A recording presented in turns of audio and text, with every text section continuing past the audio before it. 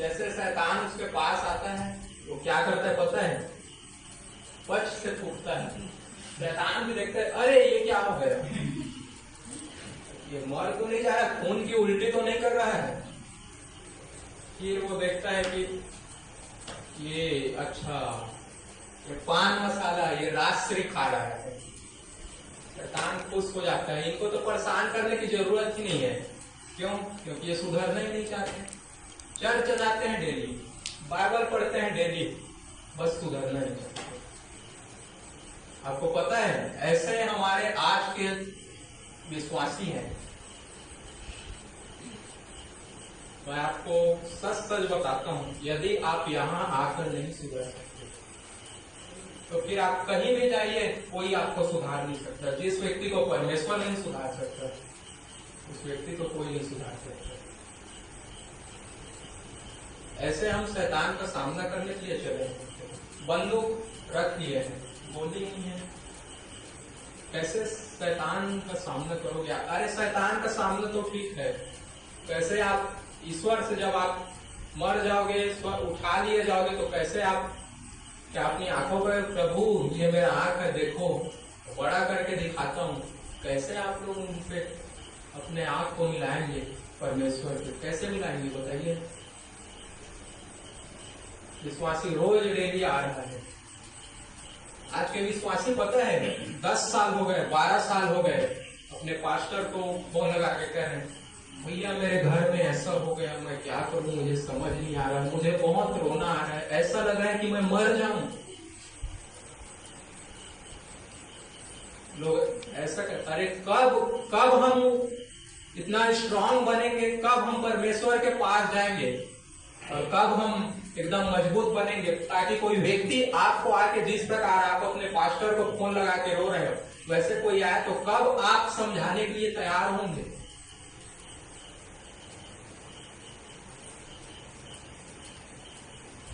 लोगों को लगता है कि मैं अपनी बुद्धि से, अपनी समझ से क्या होऊंगा, मैं बुद्धि से, अपनी समझ से क्या होऊंगा, बच जाऊंगा, मैं सुधर जाऊंगा। लोग को लगता है कि मैं अपनी बुद्धि, अपनी समझ, अपनी बल का प्रयोग करके मैं अपने उस नशे की आदत को छोड़ दूंगा, जो मेरी गंदी आदत है, मेरी चुगली करने की आदत है, उसे छोड़ दूंगा। आपको लगता है? मेरे जीवन में एक गलती थी पता है, तो मैं उस गलती, चाहे पाप की, मैं उसके लिए रोज कहता था कि प्रभु मैं उसे नहीं करूंगा, ये लास्ट है, कल से मैं नहीं करूंगा। फिर 4 घंटे बाद फिर मैं वो पाप करता था, दूसरे दिन फिर प्रभु नहीं करूंगा, फिर मैं वो करता था, फिर मैं नहीं करूंगा, फिर वो मैं करता था। फिर मुझे एक दिन समझ में आया कि ऐसा करने से कुछ नहीं होगा, मैं आज नहीं सुधर पा रहा हूं, मैं कल भी नहीं सुधर पाऊंगा। और क्या किया पता है? मैंने डिसाइड कर लिया कि मैं केवल पूरी ईमानदारी के साथ प्रभु के करीब जाऊंगा। मेरे पिता एक प्रचारक है, मैंने उनसे भी कोई बात शेयर नहीं की, मैंने अपने आप पे डिसाइड किया कि मैं एकदम ईमानदारी से प्रभु के पीछे जाऊंगा। और प्रभु ने मुझे उस पाप से क्या किया? दूर किया। यदि आपको लगता है कि मैं अपने द्वारा अपने उस पाप को, अपने गुनाहों को, अपनी गलतियों को मैं हटा सकता हूं, तो आप नहीं हटा सकते, क्योंकि वो किसका कार्य है? परमेश्वर का कार्य है। जब आप उसके साथ जाओगे तो आप में से जो गंदगी है उसे वो अलग करेगा। लेकिन आज की जनरेशन इतनी सुस्त हो गई है, वो उसके पास ही नहीं जाना चाहते। परमेश्वर से कहते हैं प्रभु, घुटने में आ जाएंगे ऐसे करके, प्रभु मुझे दे, मुझे दे, मुझे दे, मुझे दे। परमेश्वर भी कहता है मैं कहां से तुझे दूं, तेरा हाथ खुला ही नहीं है, कहां से दूं तुझे बता। तो पहले अपनी मुट्ठी को तो खोल ताकि मैं तुझे दूं। बहुत से लोग सुधरना ही नहीं चाहते, उनको लगता है कि मैं ऐसे अपनी उस गुटके के द्वारा, अपनी चुगली के द्वारा, अपनी बुराइयों के द्वारा भी मैं स्वर्ग में पहुंच जाऊंगा। जो लोग ऐसा सोचते हैं ना, उन लोग के लिए मैं अभी से बता देता हूं, आप लोग के लिए स्वर्ग में कोई फ्यूचर नहीं। उससे अच्छा है कि आप लोग यहीं पर अपनी जिंदगी जी लो। स्वर्ग में आप लोग के लिए खुदा ने फिर कोई फ्यूचर नहीं रखा है। कलाम कहता है, लोग कहते हैं कि अभी पृथ्वी को रहने में बहुत दिन है। वास्तव में उसको रहने में बहुत दिन है, लेकिन कलीसिया का ये क्या है, अंतिम दिन है। कलीसिया जब खुदा आएगा, कलीसिया उठा ली जाएगी, क्लेश होंगे, लोग मरना चाहेंगे, उन्हें मौत नहीं आएगी। वो पहाड़ों से तो कहेंगे कि हम पर गिर, लेकिन वो भी नहीं गिरेगा। इसीलिए अभी आपके पास मौका है, अभी अनुग्रह का समय चल रहा है। अपने आप तो आप खुदा के पास लेके जाइए। आजकल के जवान की पीढ़ी को हम देखते हैं, तो जवान का पीढ़ी कैसा है पता है? जवान का पीढ़ी आजकल मोबाइल में रात में चैटिंग करता है। उनसे मोबाइल मांगो तो ऐसा लगता है कि जैसे आपने उनका हार्ट छीन लिया है। कई ठो पासपोर्ट होता है। फिर उनका एक पर्सनल लाइफ भी होता है। मेरे बाबू ने खाना खाया, लड़कियों से बात करते हैं, लड़कियों से बात करते हैं, लड़की लड़कों से बात करते हैं। तुम्हारा पिताजी कमा के आ रहा है, पैर उसके फटे हैं, पैर में मिट्टी लगा है, आज तक उसे नहीं पूछा कि पिताजी क्या आपने खाना खाया करके। मेरे बाबू ने खाना खाया, ऐसा लगता है जैसे मुंह पे पान खा के आप बात कर रहे हैं। ये हमारी जवान की पीढ़ी है। हमारी महिलाएं जो हैं वो आज क्या करती पता है? जैसे महिलाएं आपस में बैठेंगी, रात को जब कलीसिया में आएंगे तो पढ़ेंगे कि एलिसा ने पूछा क्या और बर्तन है ताकि उसमें तेल डाले। लेकिन हमारी जो बहनें हैं वो क्या करती पता है? आग में घी डालने का काम करती है।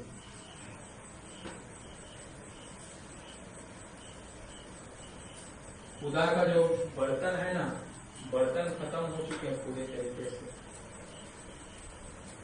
ऑयल अब भी खत्म नहीं हुआ। खुदा आज भी आपको देना चाहता है।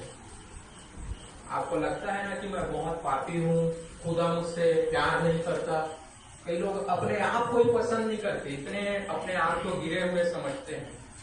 मेरे भाइयों, मेरे बहनों, मेरी दीदियों, मैं आपसे कहता हूँ वो आज भी आपसे उतना ही प्यार करता है जितना वो पहले करता था। आज भी वो आपसे प्यार करता है।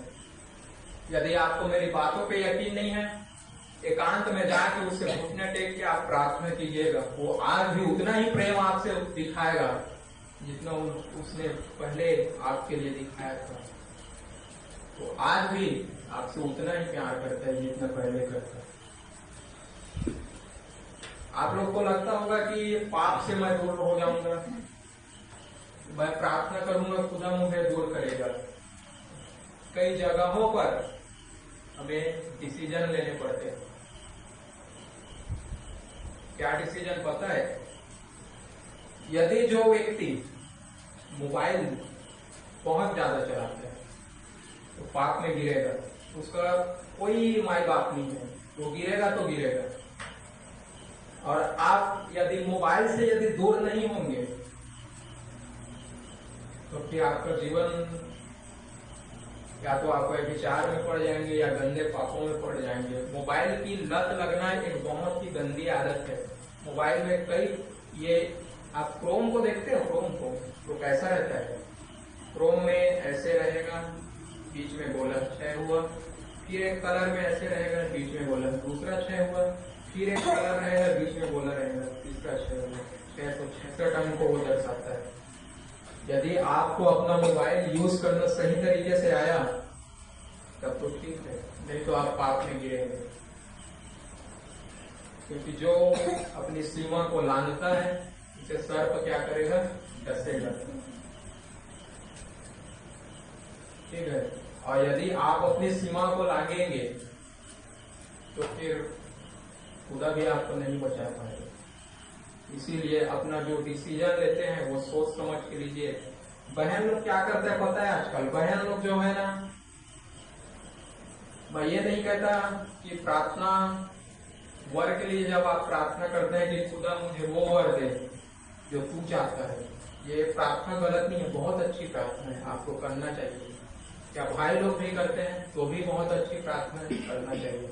लेकिन आप सोचिए, क्या आपका जीवन केवल आपके वर तक है? क्या आपका जीवन केवल आपकी पत्नी तक है? क्या खुदा आपके जीवन में कोई मतलब नहीं है खुदा का? क्या आप खुदा के लिए कुछ नहीं करना चाहते? आज बहुत से लोगों को हम देखते हैं वो कहां से कहां चले गए। उन्होंने अपनी शुरुआती जीवन से परमेश्वर के लिए काम करना चालू कर दिया है, और हम कहाँ हैं? मोबाइल चला रहे हैं।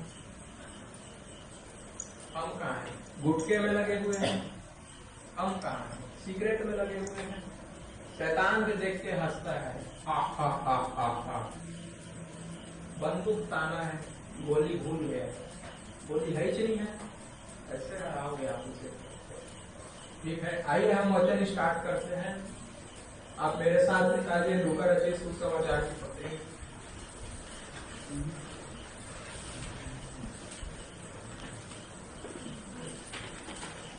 उसका 17 अध्याय निकालेंगे और एक जने 11 से उसका 17 अध्याय निकालेंगे और एक जने 11 से लेकर 19 पद तक पढ़ देंगे।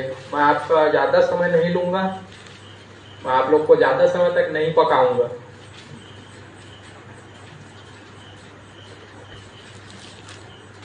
ठीक है, 11 से लेकर 19 पद तक कोई पढ़ देंगे, एक जने। ऐसा हुआ कि वह यरूशलेम जाते हुए सामरिया और गलील के बीच से होकर जा रहा था। किसी गांव में प्रवेश करते समय उसे 10 ओढ़ी मिली।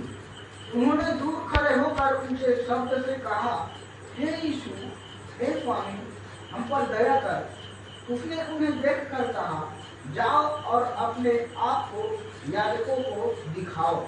और जाते ही जाते वे शुद्ध हो गए। तब उनमें से एक यह देखकर कि मैं चंगा हो गया हूँ, ऊंचे शब्द से परमेश्वर की बड़ाई करता हुआ लौटा और यीशु के पांव पर मुंह के बल गिरकर उसका धन्यवाद करने लगा। और वह सामरी था। इस पर यीशु ने कहा, क्या 10 शुद्ध न हुए तो फिर वे 9 कहाँ हैं? क्या इस परदेशी को छोड़ कोई और न निकला जो परमेश्वर की बड़ाई करता? तब उसने उससे कहा, उठकर चला जा, तेरे विश्वास ने तुझे चंगा किया है। आमीन, आमीन, हालेलुया, हालेलुया। तो यीशु मसीह के पास कितने कोढ़ियां हैं? 10 कोढ़ी। आपको पता है जब वो कोढ़ से लदे हुए थे तब उन्होंने क्या किया?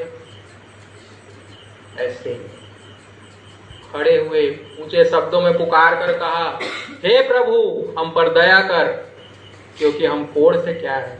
लदे हुए थे। आप व्यवस्था की किताब में पढ़ोगे तो देखोगे कि जो कोढ़ के जो रोगी होते थे उनके लिए एक याजक की प्रथा थी। उस प्रथा के हिसाब से कोढ़ को दूर किया जाता था। तो जब वो व्यक्ति, देखिए आज के जो विश्वासी है ना, वैसी है। जब वो तकलीफ में रहते हैं, जब दुख उन पे रहता है, तो वह परमेश्वर के पास आते हैं। लेकिन जब सुख, परमेश्वर उन पर दया करता है, उन्हें वो चीजें दे देता है, व्यक्ति वापस ही नहीं आता, बस अपनी पुरानी जिंदगी में चला जाता है। बहुत से आपने देखा कि परमेश्वर ने जब इजरायलियों को बाहर निकाल के लाता है तो किसको? 3 लोग को यूज करता है। वो एक मूसा होता है, वाचा किसके साथ बांधता है? अब्राहम के साथ। निकालने के लिए कौन जाता है? मूसा। प्रवेश कौन कराता है? यहोशू। 3 लोग को परमेश्वर यूज करता है। तो इस वचन में व्यक्ति ऐसे होते हैं, मनुष्य का वो स्वभाव है, जब उनको बहुत ज्यादा दिया जाता है वो परमेश्वर को भूल जाते हैं। आज आपके पास बहुत ज्यादा पैसा है, बंगला है, गाड़ी है, हर चीज है, याद रखिए ये अनुग्रह नहीं है, ये परमेश्वर की खुदा की आपको आशीष है।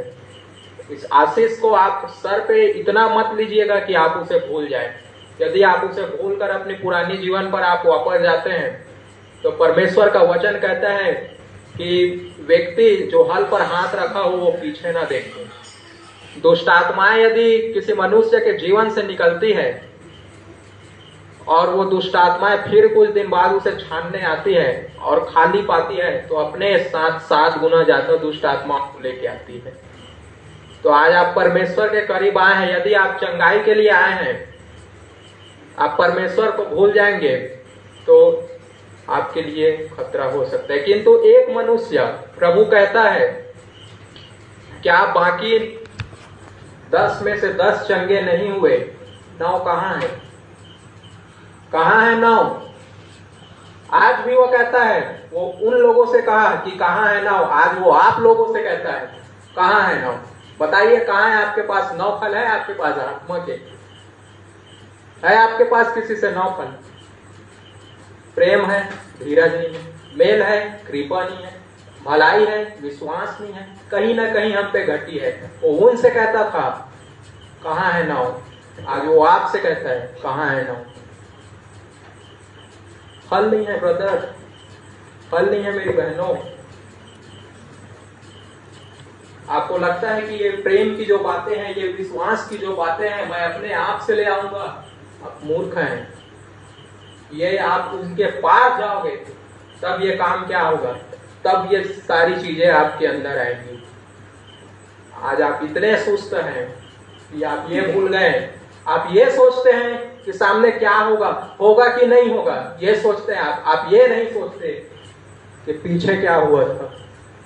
शद्रक मेशक को प्रभु ने आग से बचाया था, इजराइल को लाल समुद्र पार कराया था, आप वो सबको भूल जाते हैं। आप ये सोचते हैं मेरा कर्जा है, हटेगा कि नहीं, मुझे घर बनाना है, पैसे कहां से आएंगे, चर्च में सताव मत हो जाए। यही सोच में हमने अपनी जिंदगी को लगा के बर्बाद कर दिया। जिस वक्त हमें परमेश्वर का काम करना चाहिए उस वक्त हम अपने फ्यूचर के बारे में सोचते हैं। आपको पता है वचन कहता है उसमें से एक व्यक्ति आया, 9 नहीं आए, ठीक है 9 नहीं आए, लेकिन एक व्यक्ति आया। आपको पता है परमेश्वर ने उसे क्या दिया? चंगे तो वो भी हुए थे, वो लोग भी चंगे हुए थे और चले गए थे, ये भी चंगा हुआ था, लेकिन वो वापस आया और परमेश्वर के मुंह के बल गिर के उसका धन्यवाद करता है कि प्रभु तेरा धन्यवाद। लेकिन इस एक व्यक्ति के लिए परमेश्वर ने उस शब्द का यूज किया, परदेसी शब्द।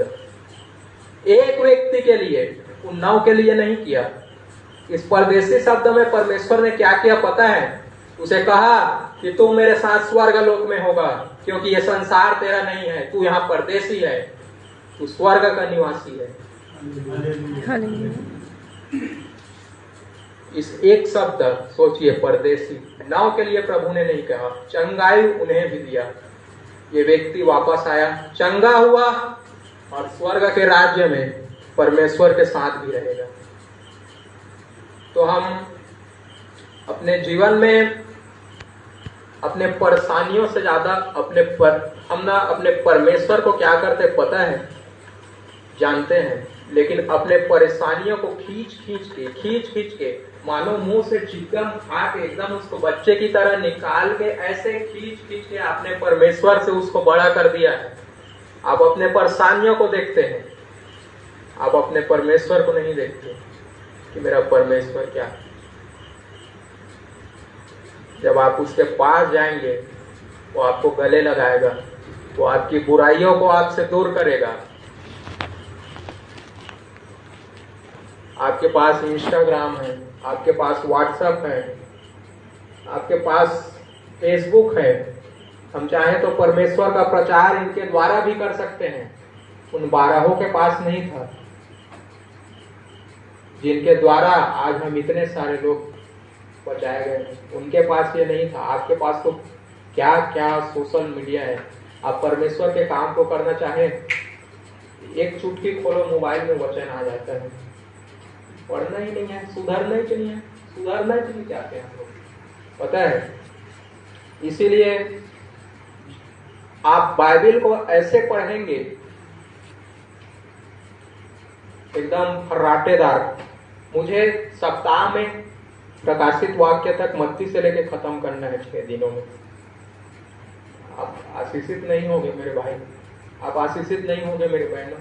एक एक पैराग्राफ को ध्यान से पढ़िए, उसमें परमेश्वर, और ये सोच के मत पढ़िए कि मुझे प्रचार करना है, मुझे आज 10 लोग के बीच में वचन बताना है, मुझे आज 50 लोग के बीच में बताना है, मुझे आज 100 लोग के बीच में प्रचार करना है। ऐसा करके पढ़ेंगे मत पढ़िए। आप केवल उसे अपने लिए पढ़िए कि खुदा आपसे क्या बात करना चाहते हैं। जब आप अपने लिए पढ़ेंगे, अपने लिए सोचेंगे, आपको अपनी गलतियां परमेश्वर, आप पढ़ते जाएंगे, बाइबल को पढ़ते जाएंगे, बाइबल आपसे पूछेगा कैसा है तू, करके क्या कर रहे हैं। आज दिन भर बहुत चुगली कर दिया ना, अब चल मेरे वचनों पे ध्यान लगा, खुदा आपसे बात करना चालू करेगा। इसीलिए हम परमेश्वर की वचनों पर ध्यान दें। आज होल नाइट प्रेयर